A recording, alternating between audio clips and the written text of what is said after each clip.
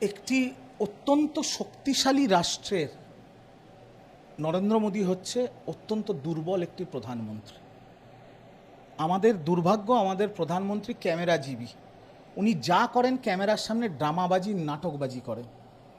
আজকে যে প্রকল্পটার উদ্বোধন করতে উনি ভারতের পতাকা নিয়ে ছবি তুলতে গেছেন, সেই প্রকল্পটা মমতা ব্যানার্জি যখন রেলমন্ত্রী ছিলেন সেই সময় শুরু হয়েছিল আর শিলান্যাস করেছিল ভারতবর্ষের প্রাক্তন প্রধানমন্ত্রী মনমোহন সিং। আজকে পেহেলগাঁওতে এই প্রধানমন্ত্রী যে আজকে ড্রামাবাজি করছে, এনার অপদার্থতামি আর এনার স্বরাষ্ট্রমন্ত্রী অমিত শাহর অপদার্থতামির জন্য ২৬ জন ভারতের মেয়ের, ভারতের মহিলা, ভারতের মায়ের মাথার সিঁদুর কেড়ে নিয়েছিল পাকিস্তানের জঙ্গিরা। সেটাকে আটকাতে পারেনি।